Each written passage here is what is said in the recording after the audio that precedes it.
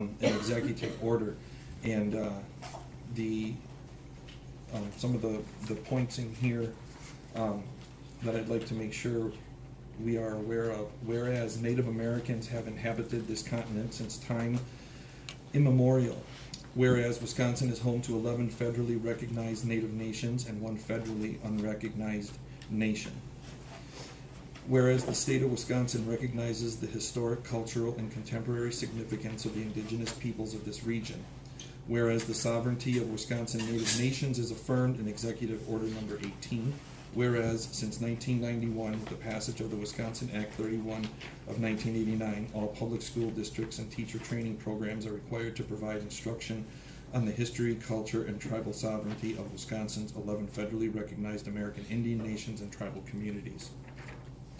Whereas the state of Wisconsin is committed to closing the equity gap for Native Americans through policy and practices and ensuring access to opportunity for Native Americans and their communities. Whereas the state of Wisconsin recognizes the historical sacrifices of indigenous peoples and greatly values the social, economic, and cultural contributions they make. And now therefore, I, Tony Evers, Governor of the state of Wisconsin, by the authority vested in me by the Constitution and laws of the state, hereby declare the second Monday in October to be Indigenous Peoples' Day in Wisconsin. I would ask that we include this whole document in our board book information. I know it wasn't on the agenda. I want to make sure everybody has access to it. So. Okay. Next on the list is approval. Oh, I'm sorry. Next on the list is public and student comment.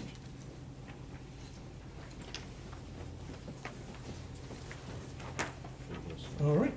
Thank you. Okay, we do have a few folks signed up for tonight. And just a couple of the friendly reminders is it seems like every meeting I have received feedback regardless of how I've tried to approach this. So tonight we are going to follow the letter of the policy, and I unfortunately, if that irritates some people or if somebody doesn't like that, that's unfortunate, but trying to use my discretion and judgment has not been fruitful.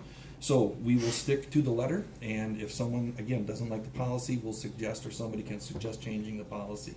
So we will be limited to 3 minutes. At the 3-minute mark, Cassie will hold up the sign, and that will be the end of your comment. The next person will be brought up. Speakers shall direct all comments to the board and not to staff or other participants. Speakers bear the personal risk if anything he or she says during the public comment period is defamatory, slanderous, or otherwise harmful to another individual. The presiding officer may interrupt, warn, or terminate a participant's statement when the statement is too lengthy, personally directed, abusive, obscene, or irrelevant. The presiding officer may request any individual to leave the meeting when that person does not observe reasonable decorum. I'd like to emphasize that point. Any outburst, hollers, claps, boos, hisses, whatever, public comment will be terminated, and we'll move on to the next agenda item. So I apologize in advance if somebody ruins it for everyone else, but that's just the way it's going to have to be going forward. So, written public comment may be submitted via electronic form on the district website. Written comments will be shared with the board and uploaded in redacted format to the district website. Okay. Having said that, our first speaker tonight, Jeff Lamont. If you could please state your name and address as well, each of the speakers. Yeah. Jeffrey H. Lamont, 1201 East Hill Drive, Wausau, Wisconsin. I've been a pediatrician in Wausau since 1985.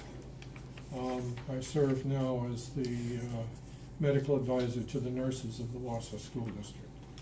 I'm here to speak to the mitigation of COVID. I feel that mitigation strategies, particularly mask wearing, should be mandatory. There are 4 justifications for this: medical, moral, financial, and sociopolitical. Medical justification: every major medical group, not just those concerned with children, not just internists, but every major medical group has supported mandating masks, has supported strongly the use of masks. Masks work. They are easy to use, they're simple in concept, they're safe, they're inexpensive, and they're effective if everybody uses them. If everybody doesn't use them, it's like having a boat with 10 holes in the bottom and you fill 5. It's like having a football team where 3 guys decide they don't like the call of the quarterback, and so they don't run their assignments. Where does that leave everybody else? So, there are 4 E's to public health. Engineer the best you can do, educate as to why it should be used, encourage the use, like with a pep rally at a football game, and finally enforce. There is a time and a place to say you have to do this because it affects everybody. Moral, to have a stratified response to COVID based on incidents, that's making the first one sick, the canaries in the coal mine. The whole idea of canaries in a coal mine was that you didn't risk human life. But that's what happens here. When you look that there's a point at 5% where you say, okay, everybody's got to wear a mask. Think of what you could have prevented if they had worn the mask right from the get-go. How do you justify that? Financial. A stitch in time saves 9. How do you justify spending the kind of money you spend when prevention is so much less expensive? And finally, sociopolitical. You are the board. You have the power to put in place policies that will protect children who cannot protect themselves, children who cannot be vaccinated, and their families. And that's all I want to say. Well, I want to say a ton more, but I don't have time. I'm out. Remember, the right results matter most. Thank you. All right, next on the list we have Bruce Grau.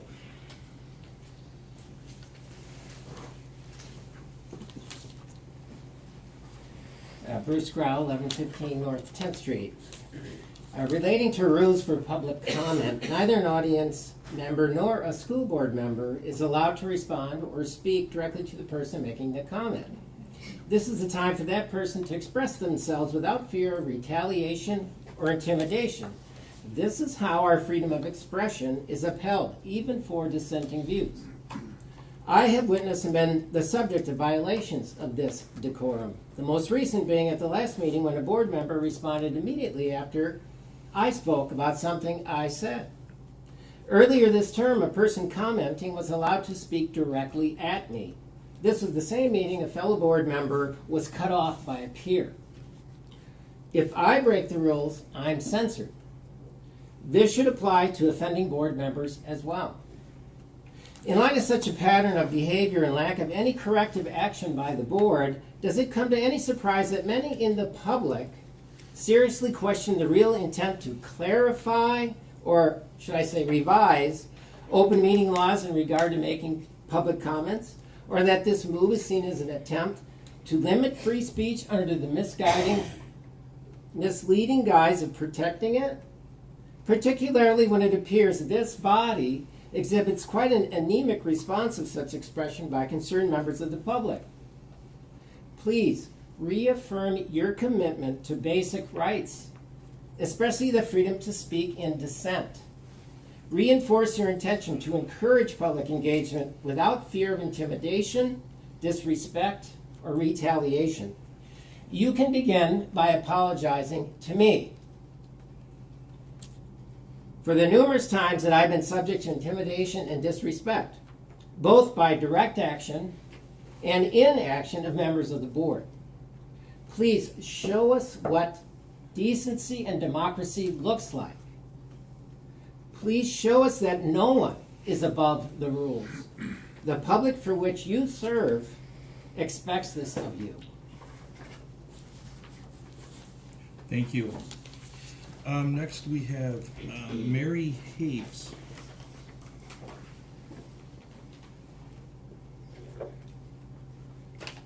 You already know me.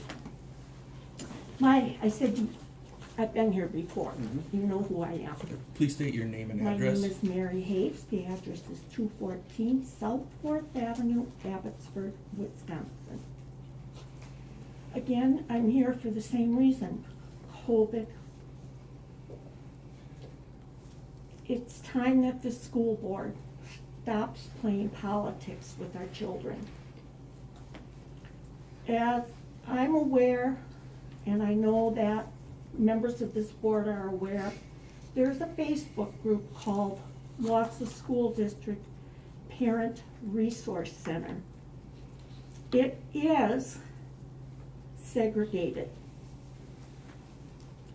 There is currently members of the board active in that group of approximately 15,000 members. It is not a resource center for all members of Wausau School District. If they disagree with the idea of no masks, so they're not allowed. It's political. This is school. Schools are not a political device.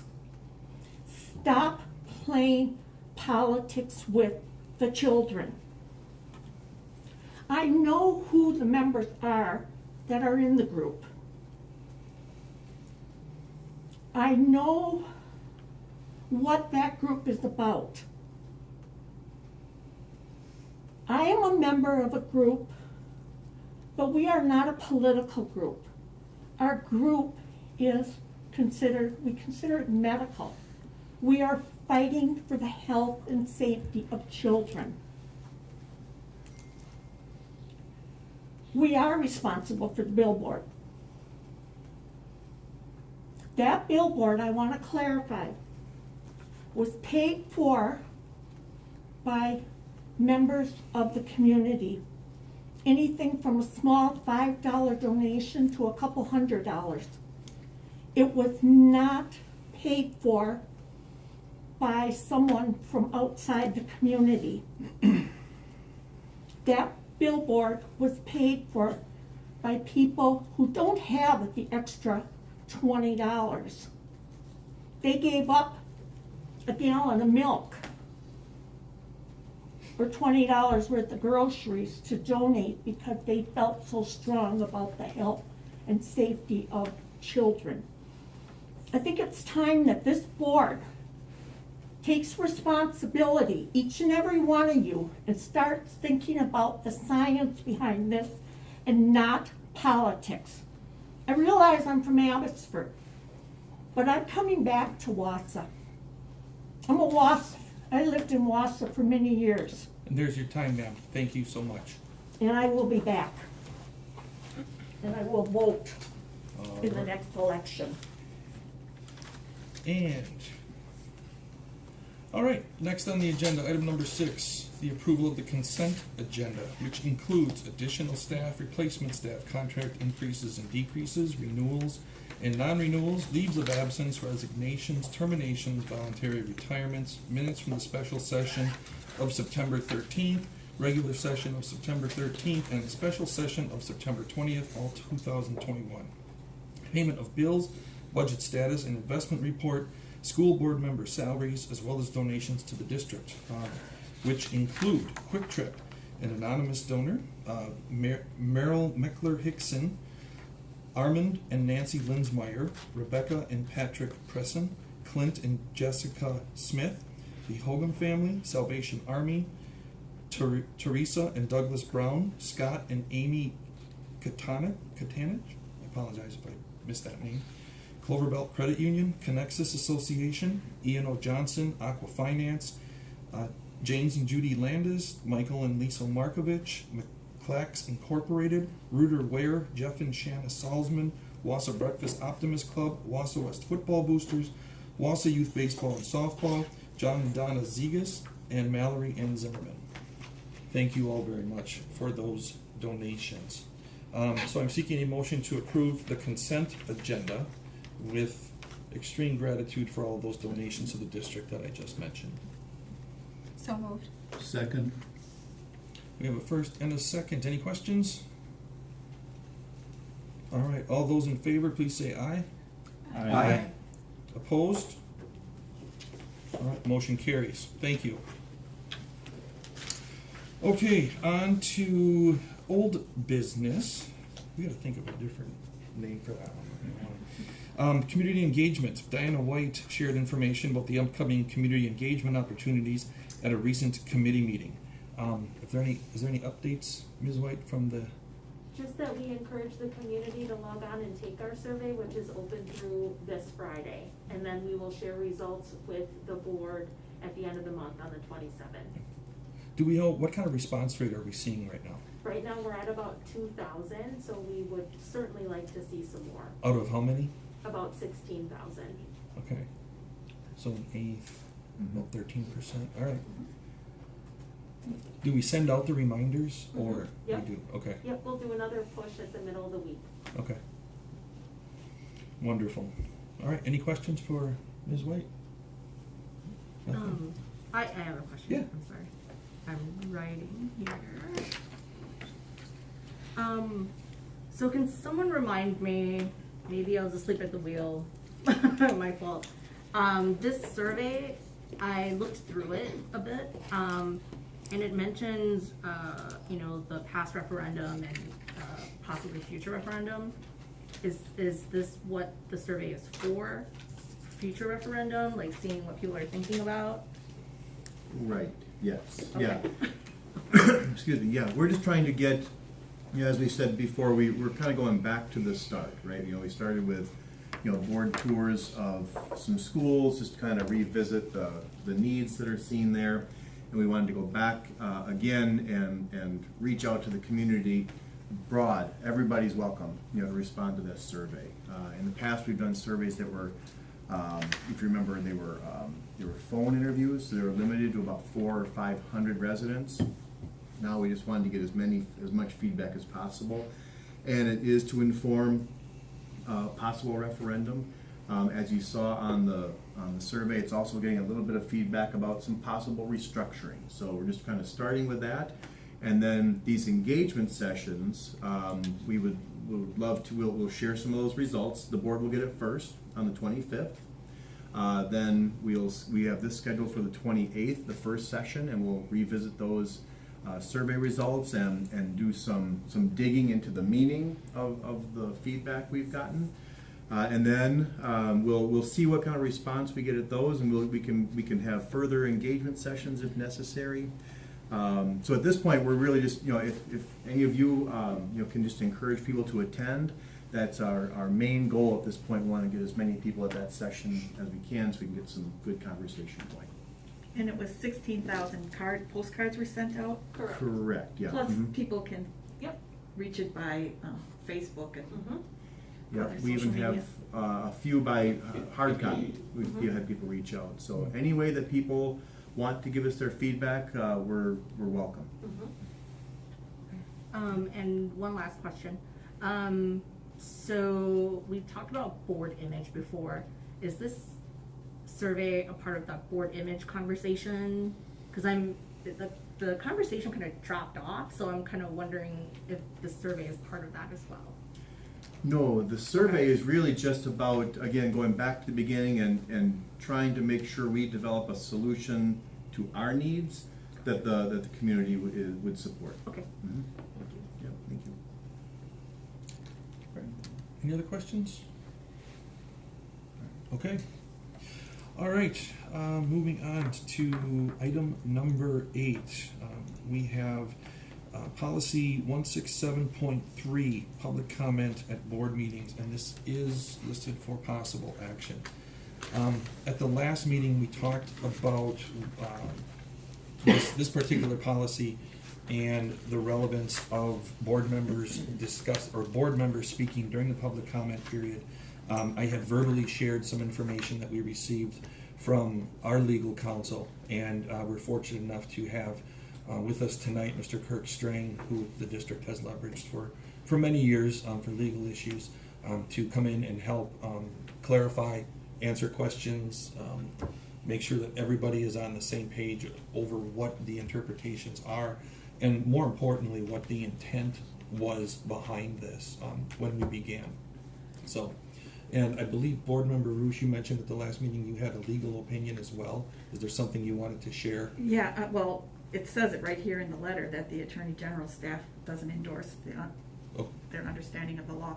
But I have talked to 2 attorneys, and they both say that board members may speak during that. okay, so is there anything you want to share, or I just want to make sure we have all the information in front of us before, if we vote on this? No, I was just, I read through this letter, and at one point it talks about it being nonsensical. But that is, to me, nonsensical in itself.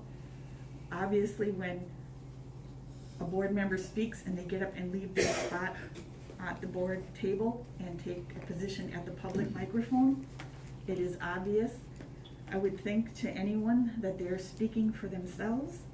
And I don't know how you can put a limit on free speech. Okay. To say that they don't make that association is to say that they aren't very bright. And I think our public is much brighter than that. Mr. Strang, would you, please, so we can begin the dialogue.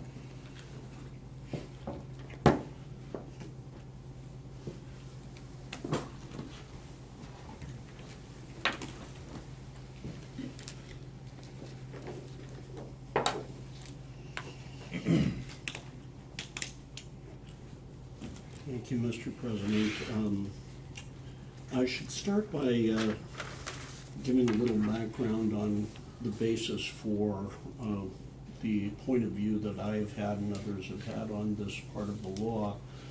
And that is, I come to this without any partisanship, politics, beliefs, what have you, that are related to what traditionally people will take sides on an issue. And I want to be clear, I don't arrive at my legal conclusions by policy, politics, what have you.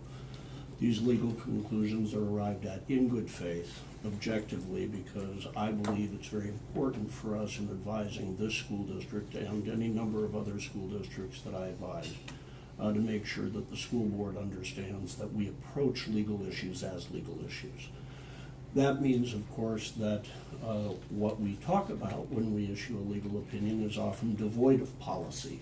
And school boards, of course, make policy, as many legislatures do. And as a result, the policy questions on what is a good idea and what is not a good idea, those are things for policymakers to settle. What I try to do is find the best possible good faith interpretation of the law that I can, and commend that to you for your consideration.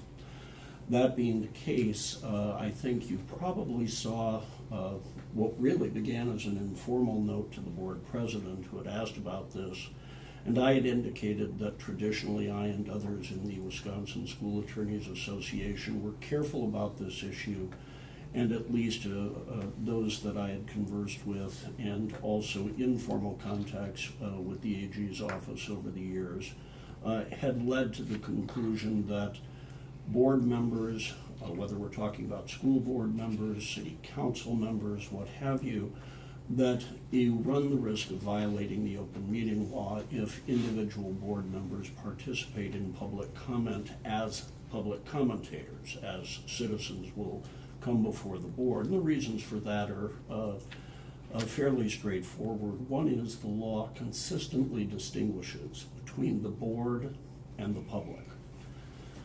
When we look at the open meeting law, you're looking at a governmental body on the one hand, in this case the board, and on the other hand the public that comes before that governmental body to address it on matters of public concern.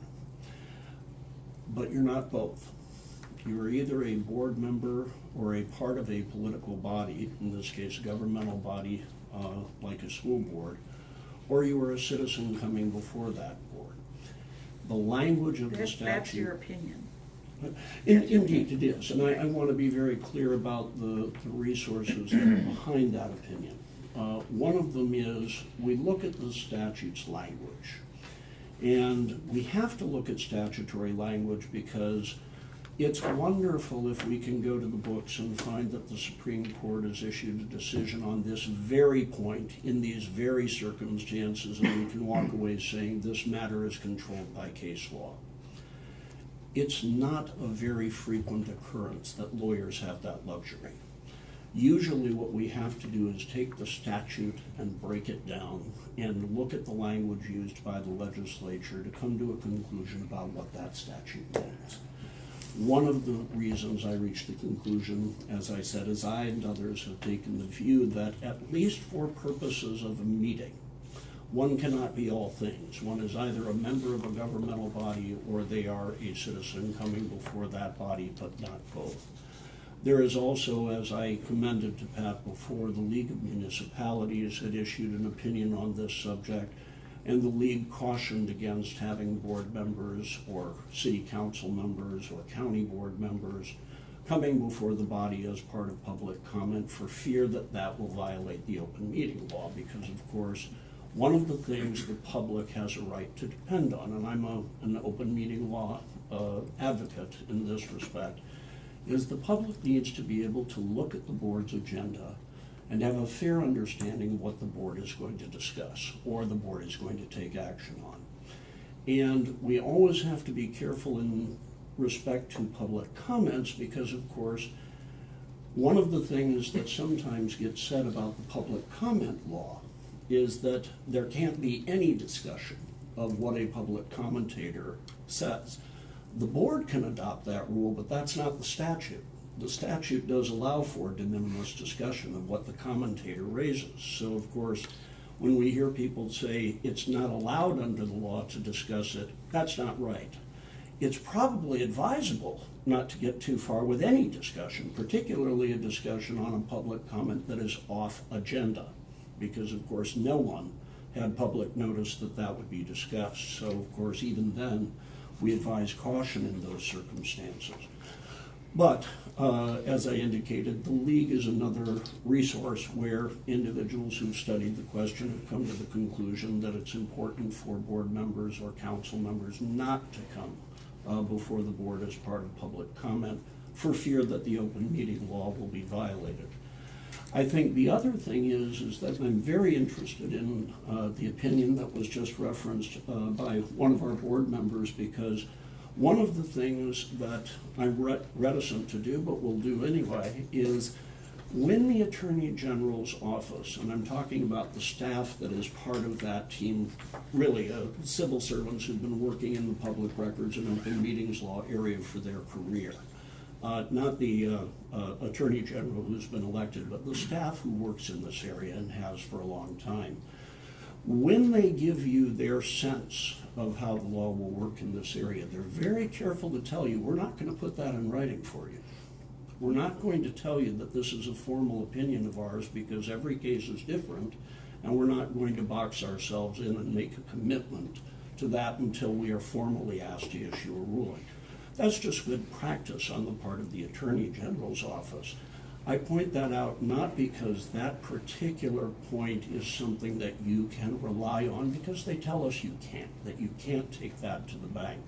I point it out only because I don't believe members of the staff would take that point of view seriously if it didn't deserve to be taken seriously, if it weren't a serious contribution to the discussion. So when people use hyperbole like nonsensical or laughable, I think that's quite strong, frankly. This is a reasoned and disciplined legal opinion, and for that reason, it's important, I think, to take it seriously. Now, there's a couple of things to bear in mind that I would qualify this by. One of them, of course, is the policy question that I understood that you talked about last time and that I'm addressing to some degree this time. Is a question of whether or not the board's point of view should be one where the board discourages that participation or outright prohibits that participation. I should tell you that because my opinion is what it is, I believe the board has the authority to prohibit that participation by policy. That does not, however, mean that that is the policy choice that you will ultimately make. I recognize that is a policy choice, and when you decide whether or not you want to approach it one way or another, or perhaps a different way altogether, I want to make sure it's absolutely clear that the difference between discouraging and prohibiting is a policy choice and not a legal one, although I think the authority is there to prohibit. Why do I say that against the backdrop of somebody who not only speaks to free speech issues with some regularity as a school lawyer, but also because of the fact that free speech can be raised as an issue in this context? I think, again, the board has to make decisions about the degree to which a board meeting is an open forum, a partially open forum, or a closed forum.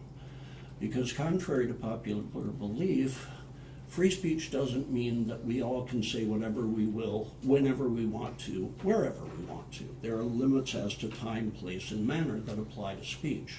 So, for example, I can get up on my soapbox on the corner and say what I will, but I can't come into your meeting and just announce I'm taking over.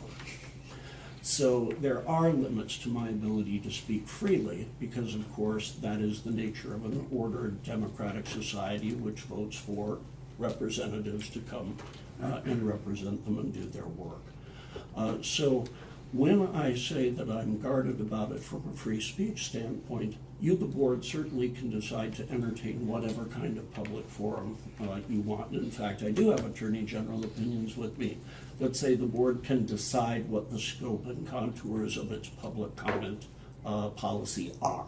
That I'm sure of. And so that's really the basis for this opinion. The fact that board members and boards are distinct from members of the public for purposes of this policy, not altogether. Obviously, a school board can't limit someone's speech everywhere. This is a public comment period before the Board of Education, and as the board is well aware, the board isn't required to have a public comment period in the first instance. Most school boards do because they want to hear from members of the public. But I point that out because it influences issues such as free speech. If in fact the public comment period were strictly speaking a free speech question, then there would not be the ability of the Board of Education to say that we would not have a public comment period, because doing that would restrain speech of necessity. So I think it's important to remember time, place, and manner are critical in evaluating what is and is not a free speech issue, and then the degree to which that speech should be unbridled before reasonable controls are required to make sure that we don't have fire in a crowded theater, so to speak. With that, I wanted to have some opportunity to comment on this, but also to answer any questions you might have or to entertain any issue you might want me to address. And now I am going to take that drink because unfortunately I'm taking medication that makes my brow sweat and my mouth dry. I want the mouth wet and the brow dry, and so it's not working real well. Well, thank you, Mr. Strang. Thank you. First I wanted to start off. I think before I mentioned with this board that there's some interpersonal relationship issues within this board, and we're currently working on it right now. So I just wanted to start off by saying that I feel like this issue came up because there are interpersonal relationship issues between President McKee and board member Jane Roosh.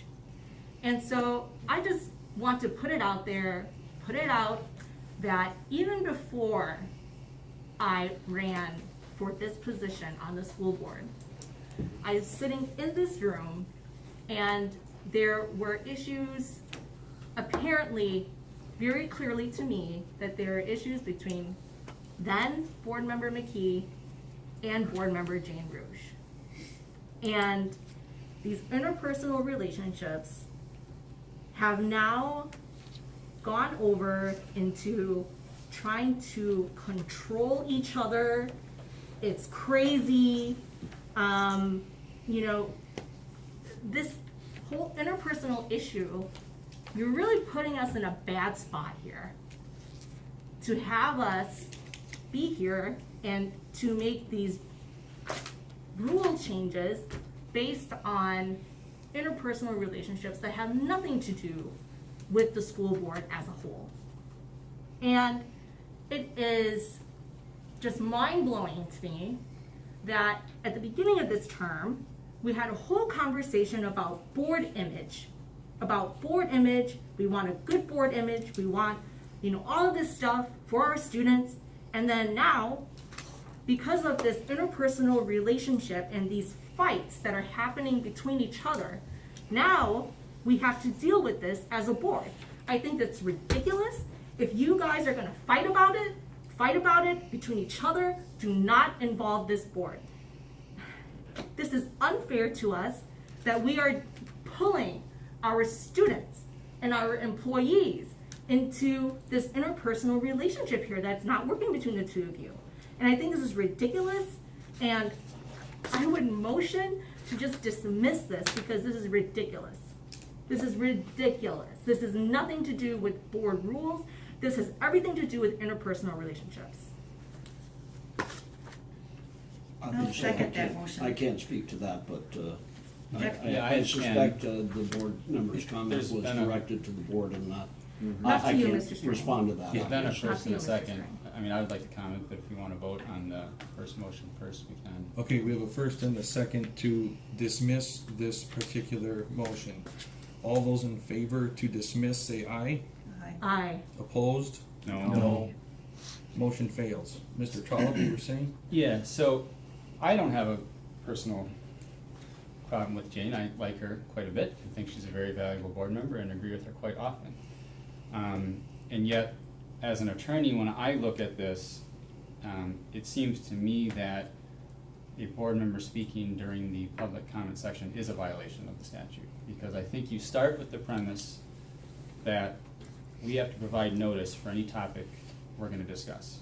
So that's like we start with.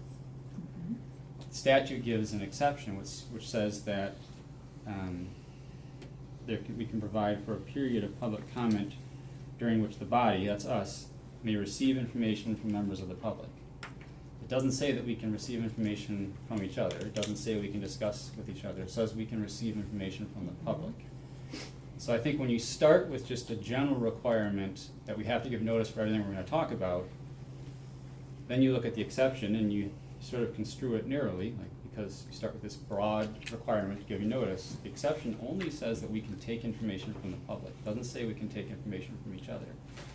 And Jane, you mentioned that you think the public would be able to understand the difference between, I agree, almost everybody could, but that's not who the notice requirement's for. The notice requirement's for the people who aren't there, right? It's not for the people in the crowd, it's for the people that didn't attend because they weren't notified that board members were gonna discuss that topic. But So my read of it is I think that it's a violation. I think that it makes sense for our policy to address it. As the chair, I would want it addressed so I would know what to do. As a board member, I'd like it addressed so I know what to do. Like Kirk said, we don't often have a case saying, specifically this is how I interpret it, and if we had a case, it probably wouldn't be in our county, and even if it was in our county, it could be a different judge that we would get, and so we couldn't even rely on that, unless it was the Court of Appeals or Supreme Court. And we don't have an official DOJ opinion, so I could see the argument for only discouraging it as opposed to prohibiting it. I could see it go, but my personal opinion is it's a violation, and so I wouldn't do it. But I could see the argument of going either way with it.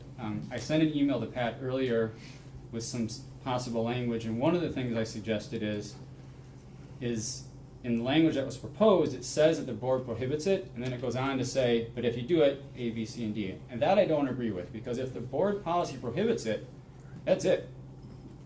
We don't need a if you do it, because the chair enforces the policy. They wouldn't read off the board member's name on the sign-up sheet, and the board member wouldn't talk, and that would be it. So I don't think we need to say both. I think we need to say one or the other. Either we prohibit it, one sentence, that's it, we don't allow it, or we say it's discouraged, it may be you could say it may be a violation rather than saying it is, and then direct complaints to the speaker, not to the board, And by doing that, we would hope that we insulate the board from any complaints filed for a notice violation. Whether it would or not, I don't know. The originally suggested language was kind of trying to do both at the same time. And I think we either do nothing or we pick one or the other, not try to combine them together. Yeah, the reason I raised my hand is I would join in that from the standpoint that, as Pat may recall, some of what was done was alternative language so that you could have both options kind of in front of you and then strike through the things you didn't want. So I'd be the first one to tell you that what you have seen is certainly not a final policy from my pen that I would say is ready to go because of those two issues that you identified. I do think from an insulation standpoint that it does have the capacity to provide protection to the remainder of the board. The reason I say that is we have built into the open meetings law another procedure that is purely for board protection, and that's the roll call vote that's taken to go into closed session. When we take a roll call vote to go into closed session, the origins of that, the reason we have that in the law is so that a board member who doesn't believe the meeting can properly be conducted in closed, but nevertheless wants to preserve their right to participate in the closed session, can vote no on going into closed and then has a right to remain in the meeting. If then that closed session were declared unlawful, the board member who voted against going into closed would enjoy immunity from the charge. So there is some space in the law for other procedures that have seemed to provide that protection. So we've opined that we think similar protection would follow from such a policy. If I may just get in on this a little bit, I would say that I think this is a benefit to at least talk about this because of the fact that I think we have a lot of questions about public speaking right now and public comment. I think there's a lot of things that we should probably clear up as a board for us to move forward to understand what is right and what's not right. You said earlier that public comment does not have to take place. I've heard that before in other meetings. I've heard that with Wisconsin Association of School Boards. They talked about this, and we talked about it at the directors' meeting. Talked about the right to the public to make comments, and then dealing with the open meeting clause, the comment came up about can a board restrict comments to what's going to be on the agenda? And so I was very interested by that to then, okay, this is a good time to talk about that. If it is not on our agenda, can the public make a comment about that? I think this gives us an opportunity to take a look at a lot of different things when it comes to public comment. I believe in public comment. I've been affiliated with public comment for a lot of years as an administrator, and I think it's imperative that we hear the public tell us what they believe, because how are we going to find out? We can't talk with one another because you have the fear of walking quorum.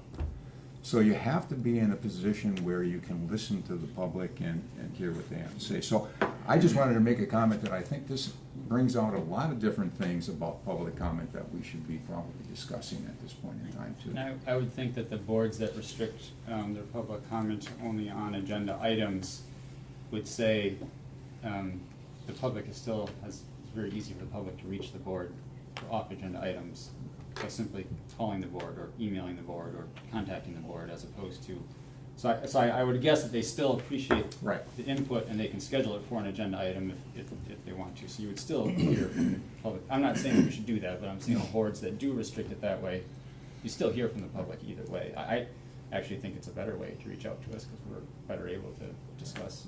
But it's a good discussion point as we're talking about it right now, to be able to understand where do we go with this. And then the public that watches these videos or watches it live get to hear things that aren't on the agenda, which goes back to the reason that this all started. This all started because, as Ka said, we have issues.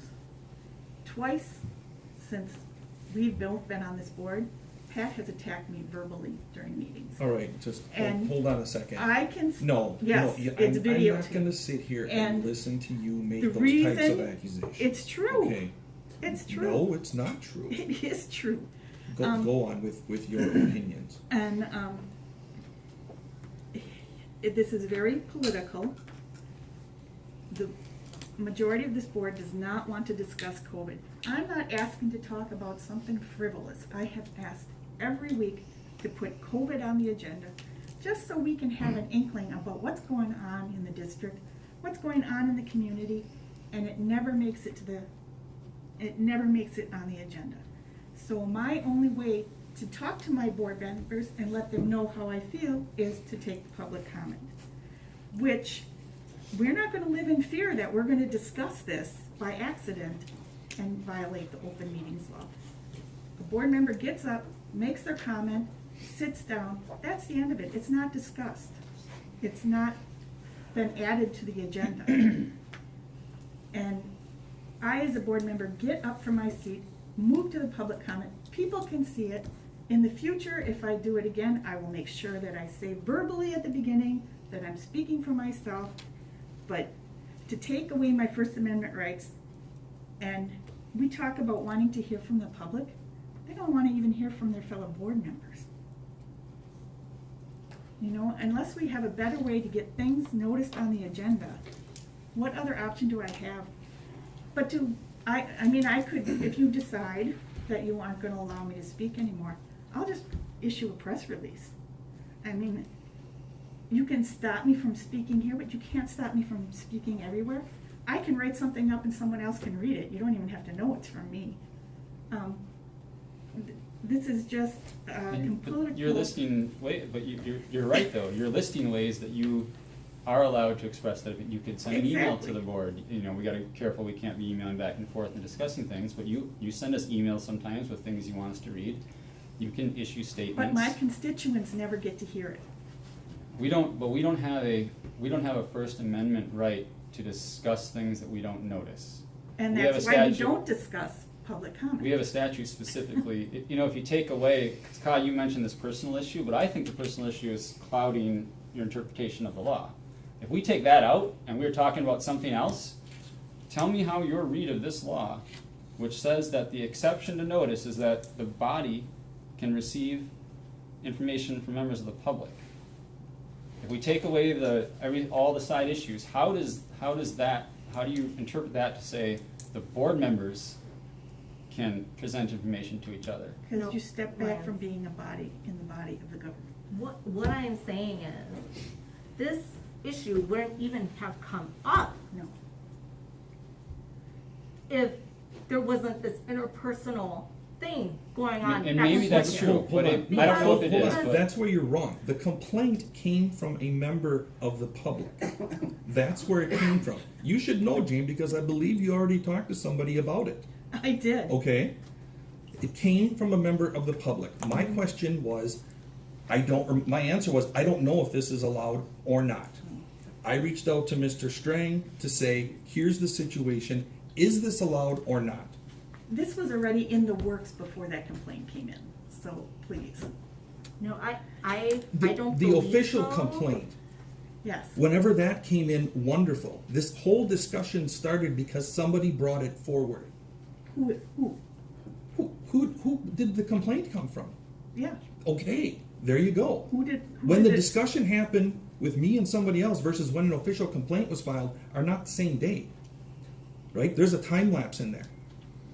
My thing is, if there is an issue with this, like, if there's a real issue with this, you know, with the Wisconsin Open Meetings Laws Compliance Guide, I printed it out. There is a verified open meetings law complaint form in the back that this person, whoever complained to you, President, can fill out, and it goes to the county's district attorney. That's who it goes to, because anyone who has issues with open meetings laws, they fill out this form, send it to the county DA, and they deal with it. What impact do you think that has on whether or not we should You know what? discuss our Because- policy? because- don't you think our policy should address that? Because the policy doesn't address it now. If I- we want to have case law on it, fill out this form and report it to the DA's office. And if you recall from the last meeting, Pat's suggestion, which is why I suggested removing the "it's prohibited" language, Pat's suggestion was not to actually stop it, but to insulate the board from any complaint, so that it was very obvious that any complaint that's filed is filed against the person who's speaking and not the board. The board doesn't support it. I was president for 4 years. If this had happened when I was president, I would have wanted to know, what am I supposed to do? Because I wouldn't have known what to do. And then when I found, if I would have looked in the policy and found the policy didn't tell me, I would have suggested we need to address this in our policy. You may or may not believe that, and it may or may not be some personal reason why this came up, but for whatever reason it came up, it's here now. I see a flaw in our policy because the chair doesn't know what to do and the board doesn't know what to do in this situation, and we should address it. And put the personal stuff to the side and address it as though we were talking about some other issue.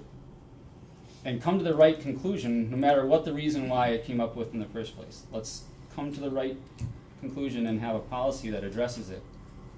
I think that we could support a policy that prohibits it. I think we could support a policy that just says we discourage it and it's on you if you do it.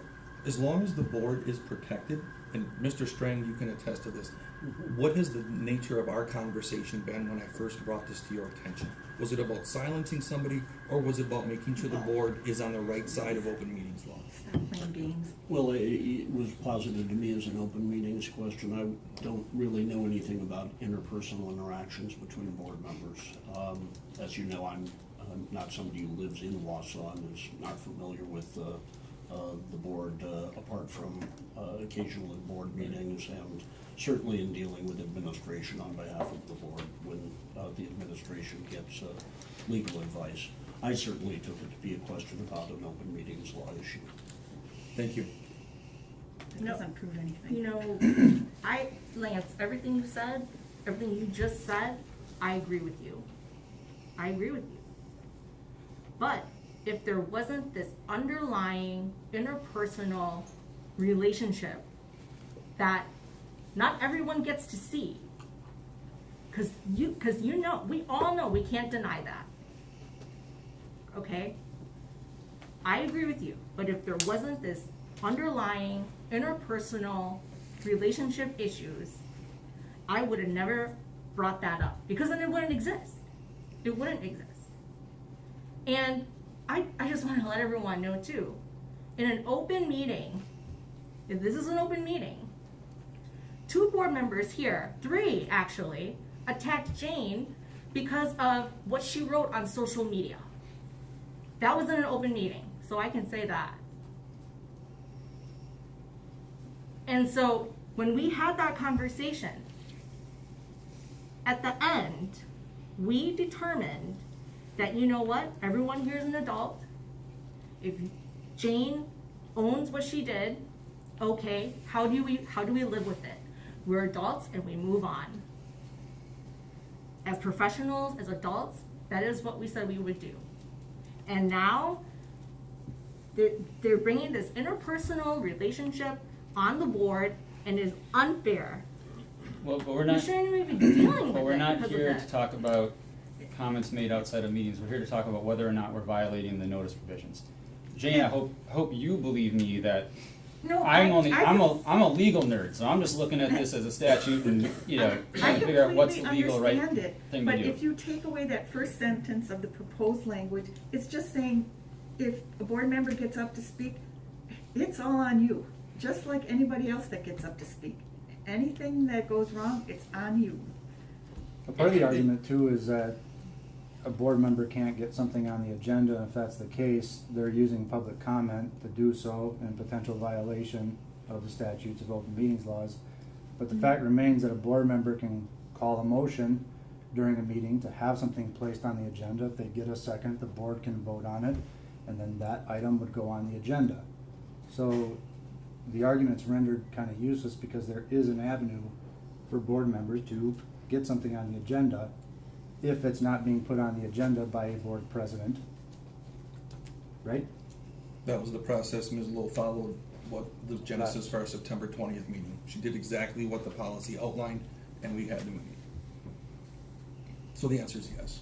But when someone gets up from the board, me or whoever else it is, and speaks, they are not putting it on the agenda because we don't discuss it. It ends there. It starts there, it ends there. Like anybody else that gets up to speak on anything that's not on the agenda. Doesn't And- go any further. But again, the issue is that we haven't notified the public that board members would be discussing it. I know you say we're not discussing We're it. discussing Well, it. if all 9 of us sign up to talk and all say our opinion on it, I think some people would think that was kind of, now we wouldn't take action. But the notice requirements aren't just for action items. They're for anything that we're discussing. And so it doesn't make sense to me that we would be able to avoid that. Don't tell the public we're gonna talk about it, and then all of us sign up and talk. Has That doesn't make happened? sense. I know we haven't done that, but it doesn't make sense to me that would be allowed. And No, so, because if we were all gonna get up and talk about it, it would be able to get on the agenda. Making a motion and having 2 people vote yes and 7 people vote no, you're never gonna get anything on the agenda. You cut out half the people in this town who wanna hear things about, what Ka or I propose. For political reasons. Well, I would hope that if for some reason all 9 of us signed up for public comment to talk on one thing, I would hope that the presiding officer would stop it and say, no, this is not happening. and on what grounds? Right. What would they Because you use? are the What- presiding officer what on the legally- grounds of a on what walking grounds? forum. And On that what it can be grounds? put on the That is agenda not for the on the next meeting. agenda as well. That's the point. But Whether it's one The person presiding talking or 9 officer people talking, it's not would on the say, agenda. this isn't happening. But And if- we don't need to put in the board rules. But because whether we it's have to one follow person or state 9, statute. it's not on the agenda. If 9 people got up and if we all took we all signed up, we all got up and said something about something that wasn't on the agenda, but none of the things were linked, But if 9 people speak on one topic that isn't on the agenda, it's the same violation as if one person, either it's a violation or it's not. Either you can do it or you can't. It doesn't say, there's nothing in the statute that says there's nothing in the statute that says you can receive any information from the board. There's certainly nothing in here that says, but if it's 1, it's okay, but if it's all 9, it's not. well, as long as they don't talk about what the other people talk about, then it's not a discussion. If- You can't address other people that have spoken. So I don't know how it would get to be a discussion. But, like I said, you take away that first sentence and it just is the policy as it is with more words. Yeah, I think it's a violation, but I'm fine with supporting a provision that just it doesn't say it's a violation, that says it might be and Right. we warn against it. I'm fine with that.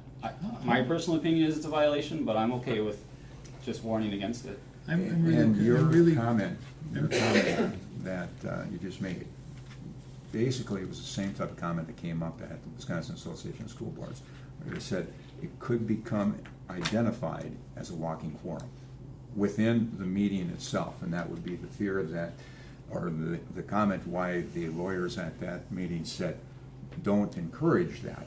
But then I said, can you prohibit it? Kind of the discussion that we're having right now, nobody wanted to take a stand one way or the other, and so it becomes somewhat nebulous and hard to figure out. And again, that's why the discussion and having you here to give us some guidance is beneficial.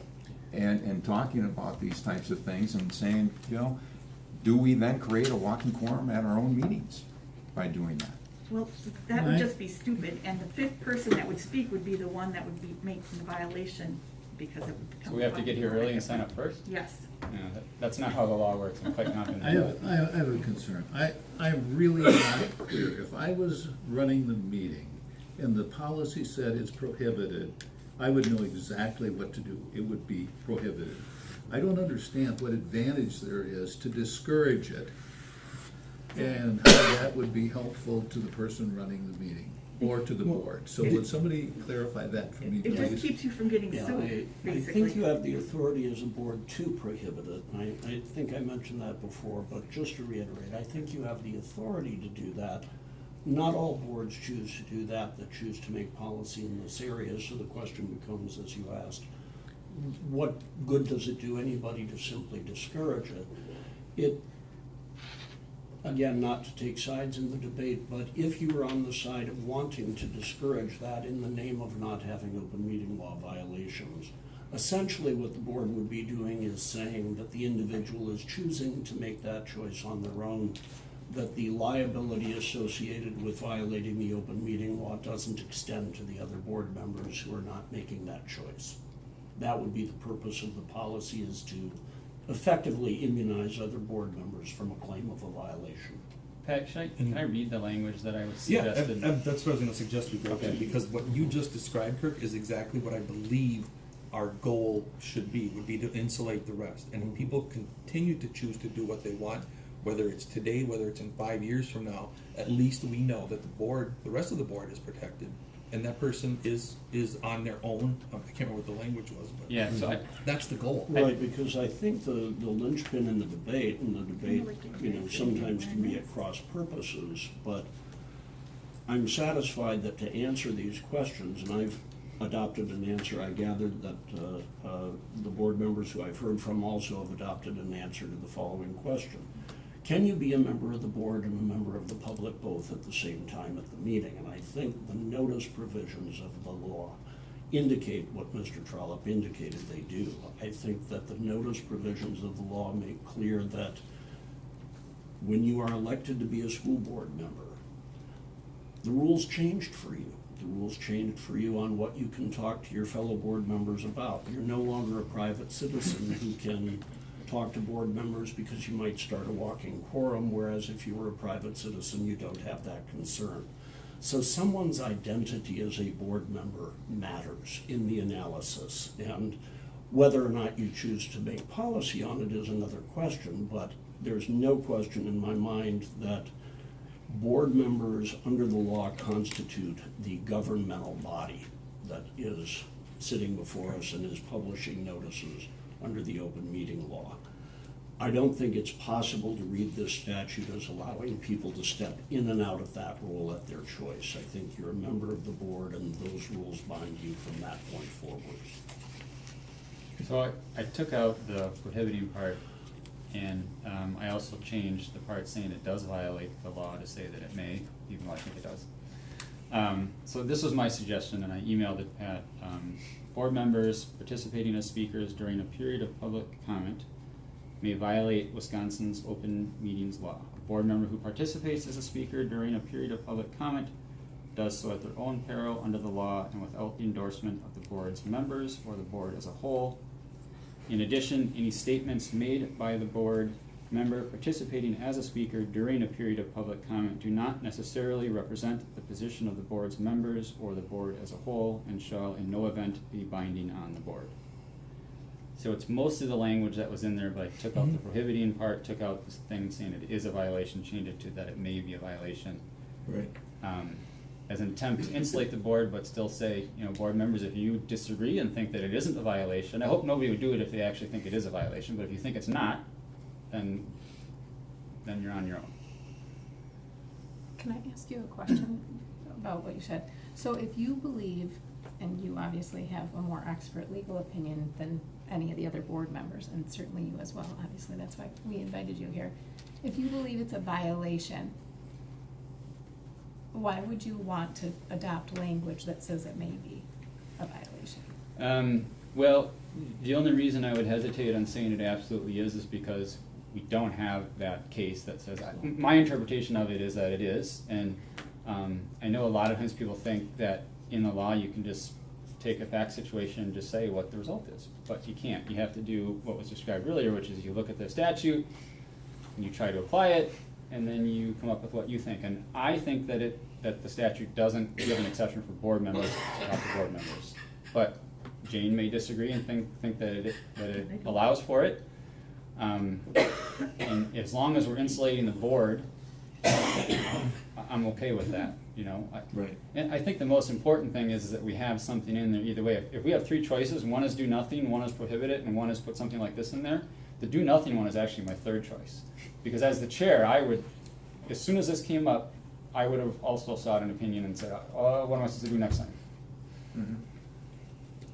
So I think it's good to have it either way in our policy so Mhm. that we know, and the future board can change it. if they And I'm want to, but- okay, Karen, I know you didn't ask me, but I'm okay with the discouraging, because then it doesn't, I guess it doesn't cross that line that Jane has brought up about, you know, the other 8 members of the current board are strictly prohibiting me from saying this.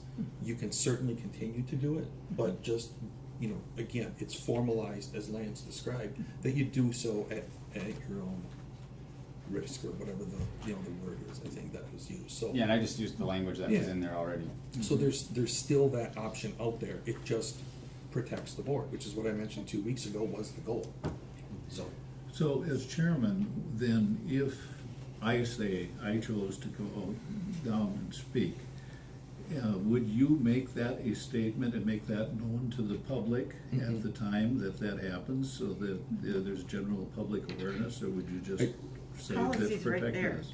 Right, and the policy is, I mean, as a board, I think we have a duty to be up to date on the policies. It's not up to any other member to alert someone that you're about to do something across the line. So, because, I mean, go forward 10 years from now, right? Whoever's sitting in this chair may have this same scenario. Because it hasn't come up, they may have no idea, unless they read every one of our policies, that what was about to happen, you know, could be a violation. So they wouldn't have any reason to warn somebody. If that, And 10 years from now, the notice requirements might be different. I mean, at some point, Right. we need to step into, like, this century and realize that we record all of our meetings, and anybody who didn't see the discussion gets to watch it the next day if they want to. And as long as you're not taking action, you ought to just be able to talk about it. But as of right now, the law doesn't allow you to do that. But it seems to me, people want to listen to it, they can watch it the next day. But I just think we should have something in there.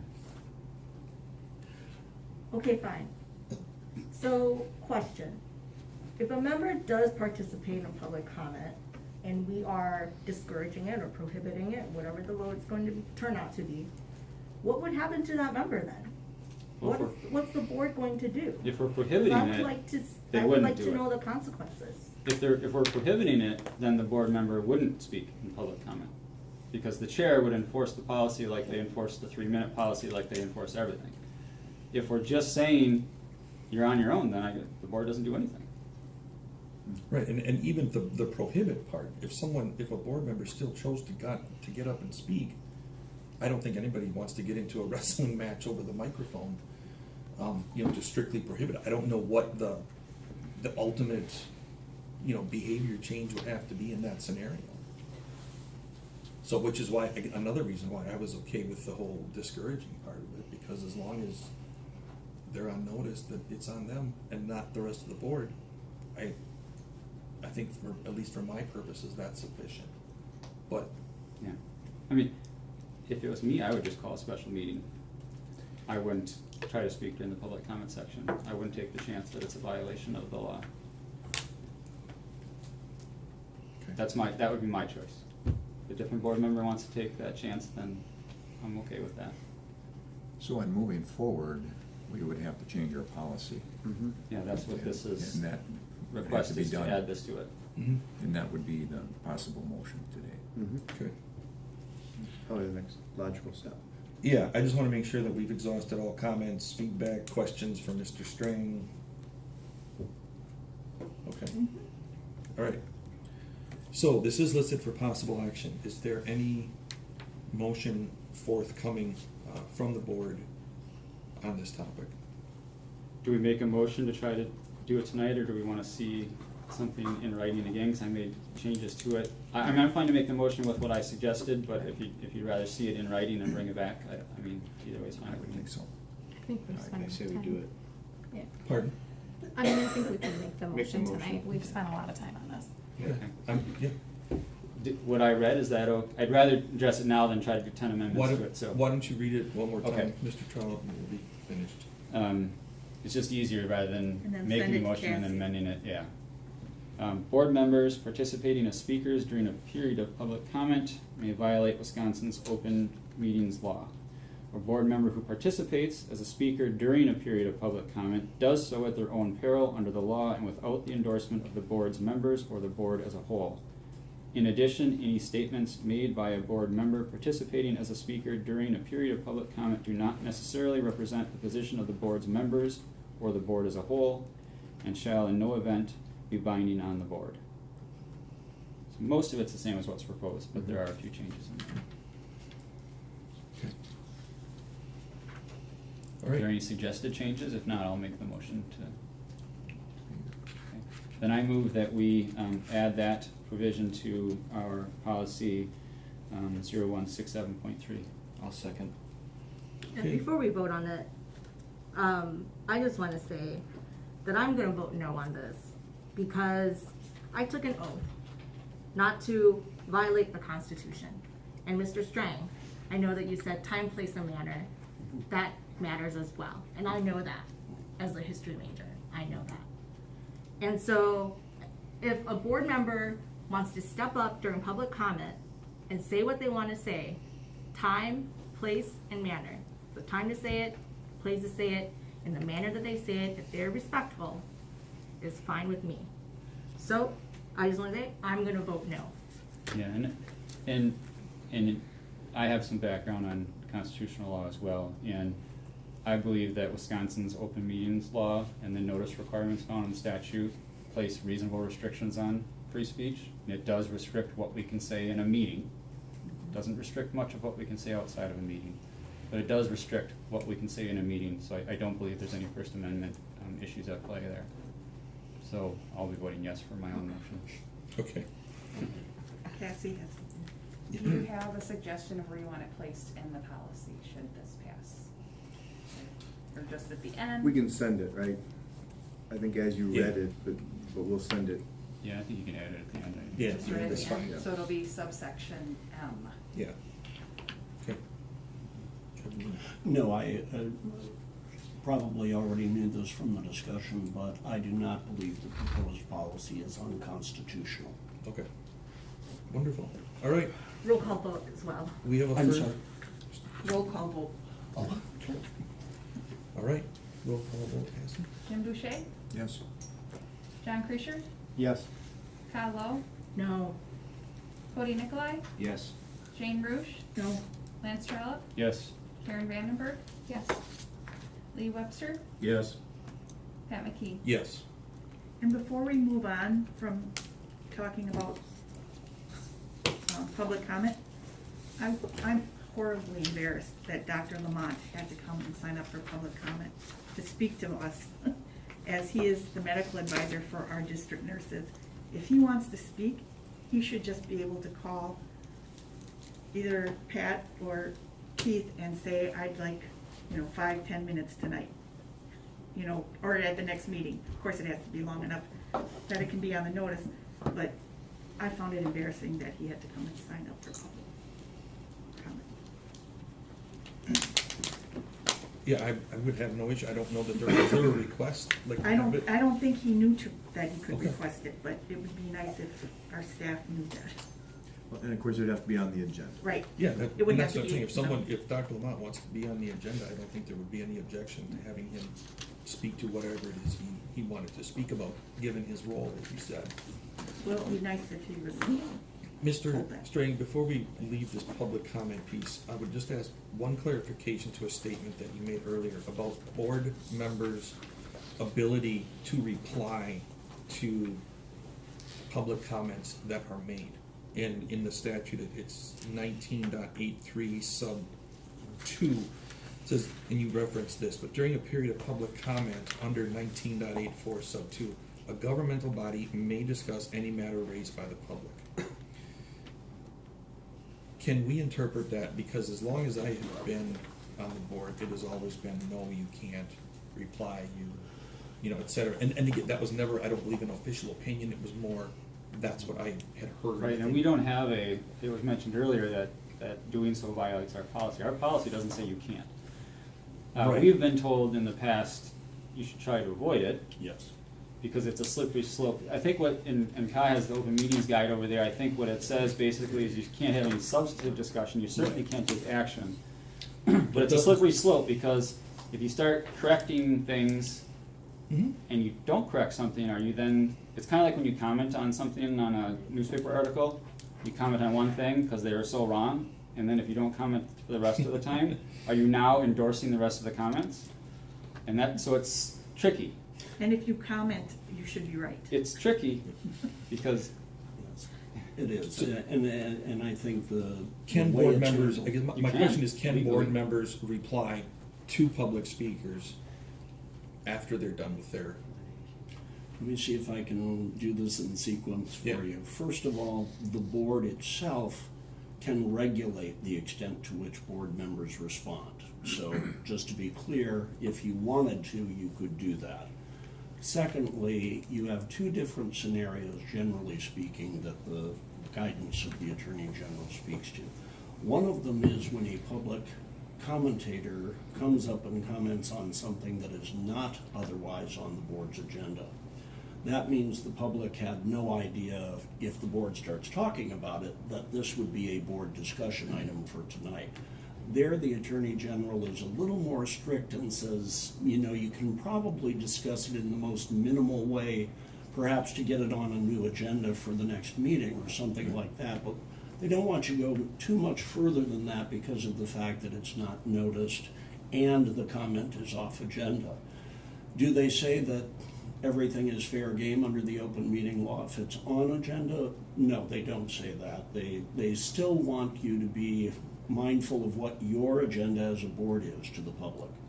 And so if it is on the agenda, at least that discussion, if it happens at the right time, is going to be consistent with the board agenda. What do I mean by that? Well, you had public comment section very early in your meeting tonight. If, for example, somebody got up and spoke to an agenda item that's not likely to be covered for another hour and a half because of the way the ordering of your agenda appears, a representative of the media might say, well, sure, I knew you were going to discuss it, but I didn't know you were going to discuss it then.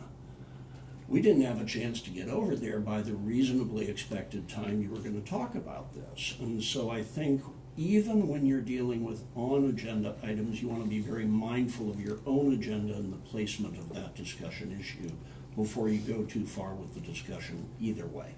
okay. But for 15 years that I've been on this board, the past practice has been, you don't talk. Yeah. Just say thank you. And just so you know, the reason I point that out as part of this discussion is sometimes advisors, in an effort to find the magic bullet, will tell people no discussion at all can be had. And I always like to remind them, I wish this legal problem were that simple, but the statute says board members can discuss it, and so it can't be that easy. You have to balance the right to discuss what the member of the public offers with the open meeting law requirement that we give notice. Both statutes matter and both have to be given effect. And I do believe, if I remember our policy correctly, it does offer the opportunity for a board member to motion to add a public comment topic to a future agenda. So I think we've tried to incorporate that right into our process, if I remember correctly.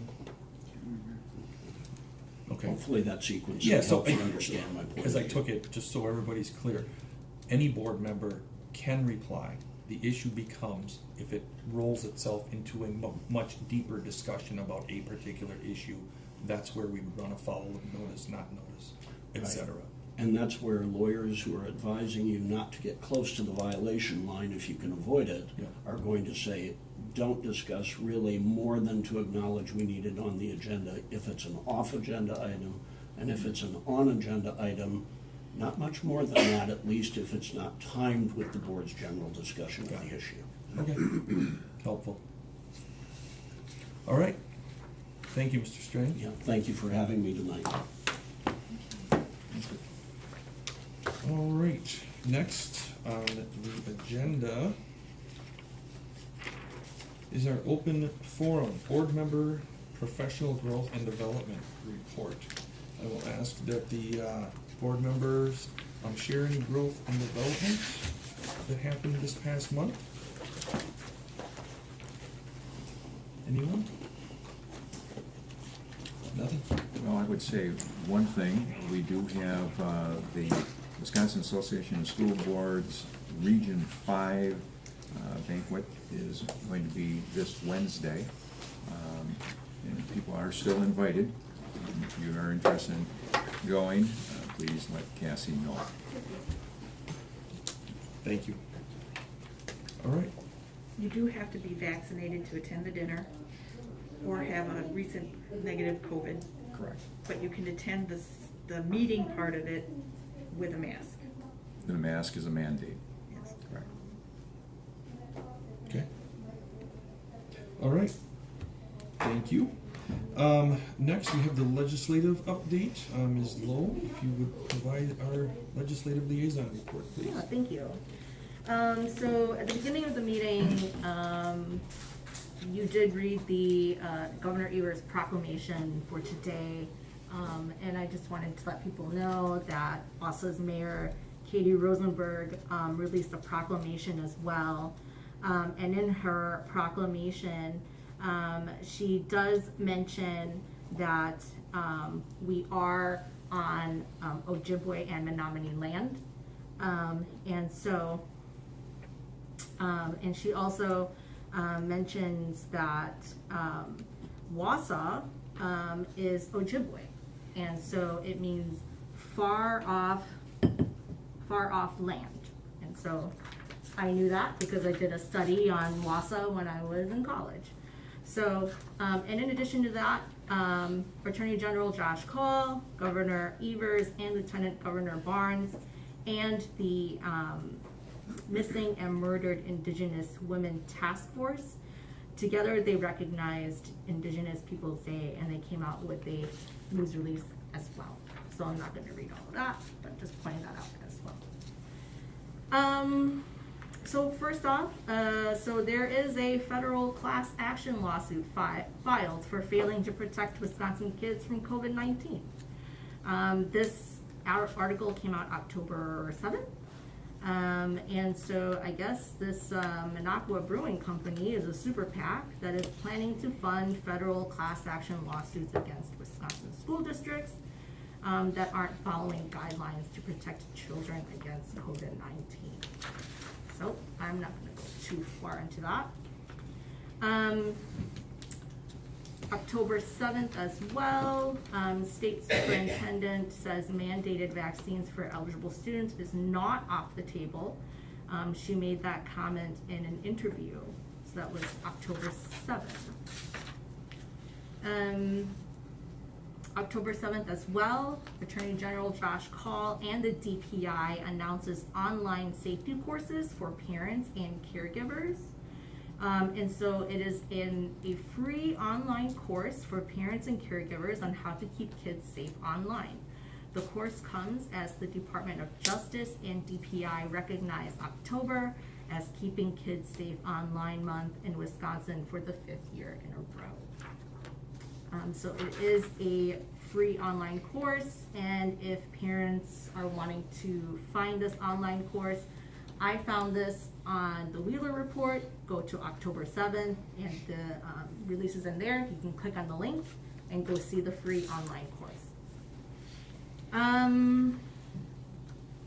So the Education Department overhauls loan forgiveness program for public workers. And it's for people like teachers, nurses, service members, and other Americans who work in public service will get a major overhaul. The Department of Education announced on Wednesday. Again, if you wanted to know more information about this, it's on the Wheeler Report as well, and you can find it all there.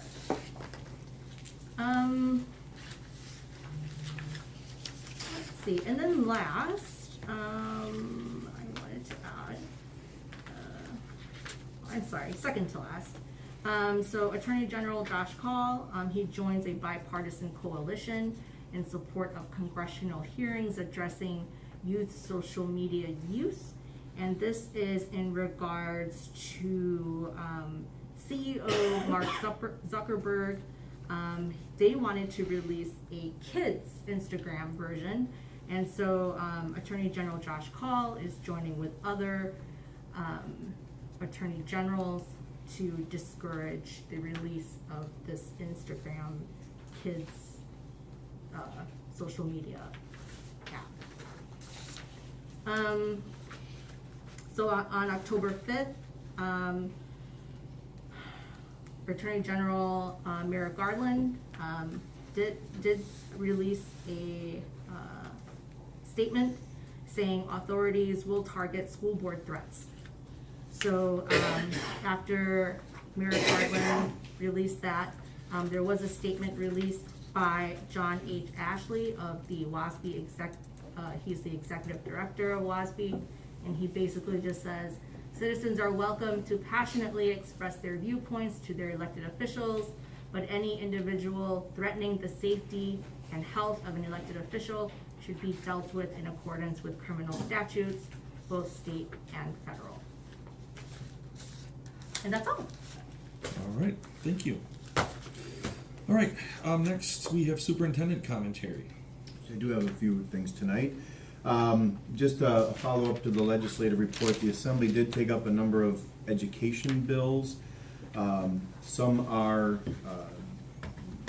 I guess, less serious than others. For instance, requiring cursive writing instruction was one agenda item. Another that we're paying pretty close attention to is a requirement for assessment and intervention in reading.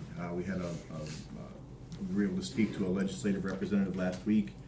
We expressed some concern with their legislation. We feel it's at least a decade behind, and so we proposed some changes, but we'll keep you up to date on that. I could certainly get more information if you're interested. So, but there are a number of Assembly bills around education. Secondly, just want to, if you would join me in congratulating Mr. Bob Tess. Sorry, Bob, I didn't tell you I was going to do this. But last week, Bob received the WASB, Wisconsin Association of School Business Officials. That's their professional organization. He received the Shining Star Award for this year. It's an award that recognizes service to the organization, service to the education industry and the greater community. And I'll tell you a quick story if I haven't told you this one before. Bob and I first met on the phone when I was a superintendent in another district, looking for a little help doing some data analysis. And when I talked to this vendor about, hey, who might be able to help me with this data analysis? He said, well, there's a guy in Wausau that knows this. So I got Bob's information, called him out. I think it was an email first. And then he called me, and I'm not kidding, within that day, he had a spreadsheet ready for me. He had a spreadsheet ready already. Yeah. What else is new? Yeah. So I shared that story. I don't know if they shared that part in your awards, but Bob is, as we know, a great servant to our district, to the community, to the broader profession, and really to the broader community. And I thought that was the perfect award for Bob to be awarded. Just want, if you wouldn't mind joining me in congratulations.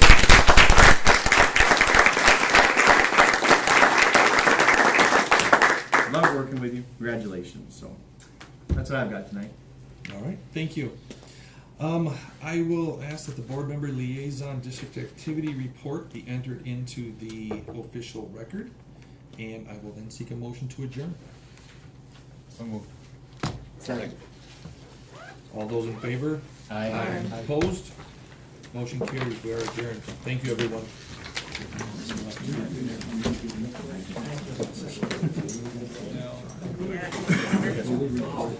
Yeah.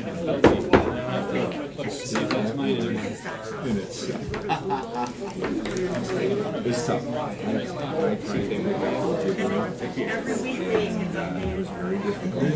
Even though it has a French to it. Yeah. It's very difficult. Double vowels and And in the Menominee language, One of these it's coming? very guttural.